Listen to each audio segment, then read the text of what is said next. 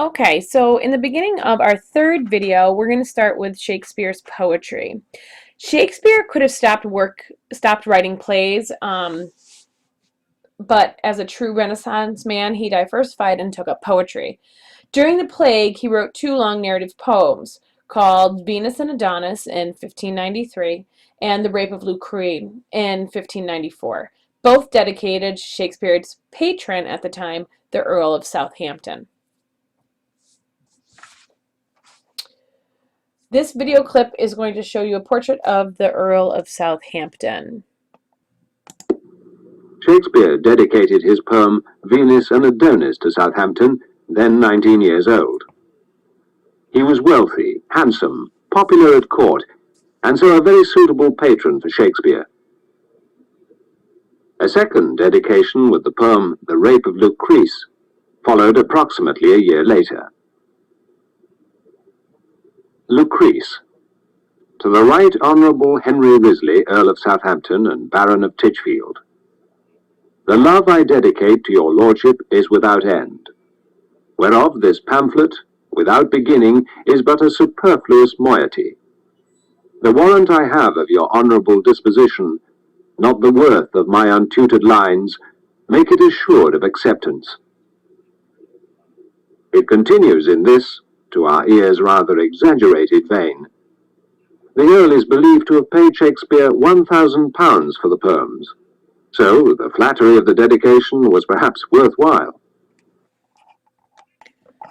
So with this, other narrative poems include The Phoenix and the Turtle and A Lover's Complaint. However, Shakespeare is most well known for his sonnets, which you had a brief exposure to in our previous unit. The Shakespearean sonnets were written in 14 lines of iambic pentameter using 3 quatrains and 1 couplet, that of which you are very much aware. Shakespeare published a total of 154 sonnets, all of which can be grouped into 3 sections. In the first 17 sonnets, the poems are believed to be written to an attractive young man. The poem's speaker offers advice to the young man about getting married.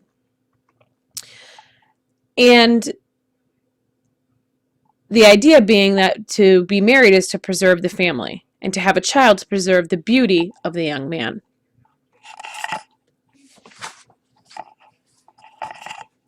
In sonnets 18 through 126, the speaker continues to address the same young man and celebrate love for him while discussing events pertinent to both the speaker and the subject. What we're going to listen to is a clip of Sonnet 18. Winds do shake the darling buds of May. Shall I compare thee to a summer's day? Thou art more lovely and more temperate. Rough winds do shake the darling buds of May, and summer's lease hath all too short a date. Sometime too hot the eye of heaven shines, and often is his gold complexion dimmed. And every fair from fair sometime declines, by chance or nature's changing course untrimmed. But thy eternal summer shall not fade, nor lose possession of that fair thou owest, nor shall death brag thou wanderest in his shade, when in eternal lines to time thou growest. So long as men can breathe, or eyes can see, so long lives this, and this gives life to thee. In the final sonnets, 127 through 154, there is the presentation of the character of the Dark Lady. This woman is portrayed as treacherous, yet it appears that the poem's speaker is actually sexually obsessed with her. At times, the speaker also describes the young man addressed in the earlier sonnets as sexually obsessed with the Dark Lady. Poets today still challenge themselves by writing Shakespearean sonnets or variations of them.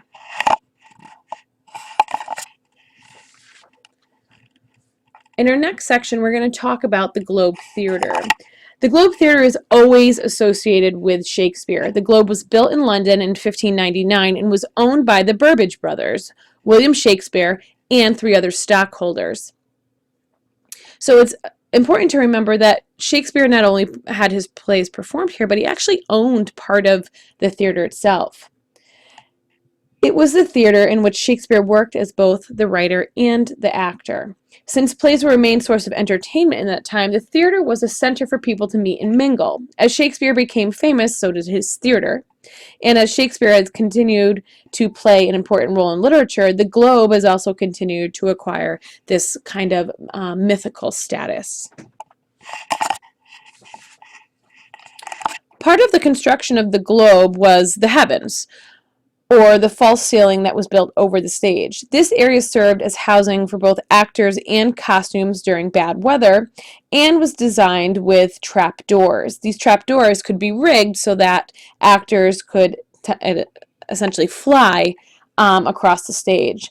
Its design also was used by actors to create sound effects. So, for instance, thunder would be created up in the heavens. Another section of the stage, appropriately, was named Hell. This was an area within the stage of two trapdoors, which, like heaven, was used for special effects by the actors to create sounds. As heaven was in the ceiling, hell was essentially in the floor of the stage.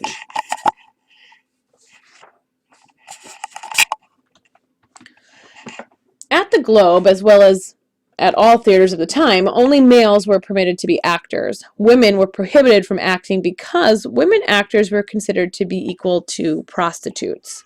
If a play called for a mature woman character, the part was played by an adult male. Parts for younger female characters, such as Juliet, were played for boys, or played by boys, who had not yet entered puberty, and who therefore still had feminine features and higher voices.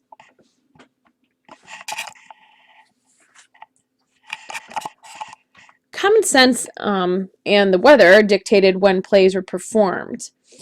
With an open-air ceiling and no electric lighting, the Globe was open to audiences during summer months, and performances took place during daylight hours only. Audience members came from all classes and included both men and women. So, although women were not permitted to perform at the Globe, they were permitted to be a part of the audience. We're going to watch this video clip for more information on the performances. Shakespeare's own playhouse, the Globe, was a many-sided or possibly a round structure, 3 stories high, enclosing a central arena that was open to the sky.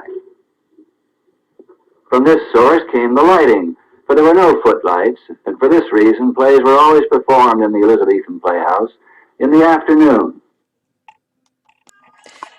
It's important to remember that the seating at the Globe resembles many modern day events. The more money, the better seat. So to watch a play, an audience member could pay 1 penny and watch the performance from the yard. These audience members were known as groundlings because they were made to stand on the ground to attend a play. Members of the gentry were paid more for admission and were given seats with cushions in the galleries of the theater from which to watch the plays. Members of the nobility sat on the side of the stage in individual chairs. So your economic status determined where you were able to essentially see the play. So remember, when we talked about that last, the nobles actually sat on the stage. And a lot of the times, as you'll notice when reading a Shakespearean play, there'll be direct references to either kings or those who were in leadership positions. A lot of the times, those people were actually sitting on the stage when the play was being performed.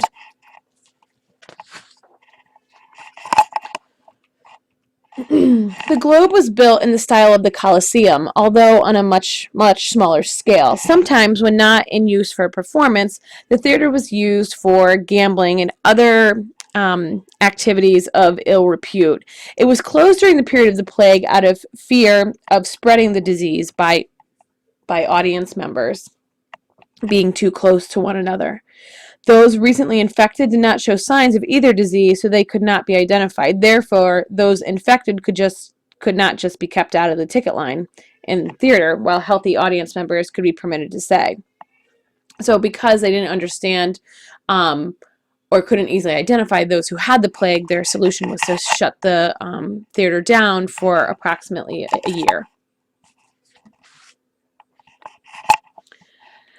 Instead of like a lighted marquee that we have outside our movie theaters announcing the title of the movie that's playing, what they did during this time was put flags at the roof of the globe to indicate the type of the play being performed each day.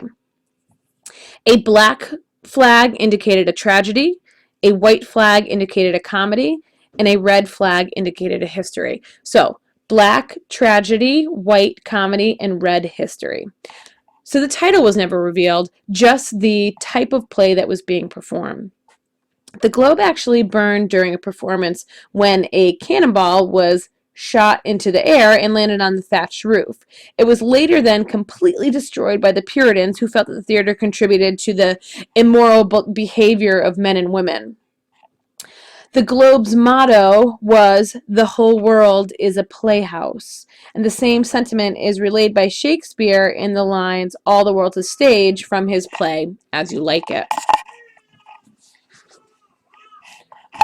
So, in conclusion, the Globe Theater has endured repeated destruction and stands again today. In 1970, American actor and director Sam Wanamaker began raising money to rebuild the Globe. In 1997, the new theater was open based on the design of the original structure. Like this theater, the works of Shakespeare have endured as well. As playwright Ben Jonson wrote, "He was not of an age, but for all time." So at the conclusion of this third and final video, make sure you go back through your outlined notes, fill in any blanks that you have, assure that you have information for every single slide. Information that you can understand, whether I highlighted it during the PowerPoint or whether I reminded you through audio to take those notes.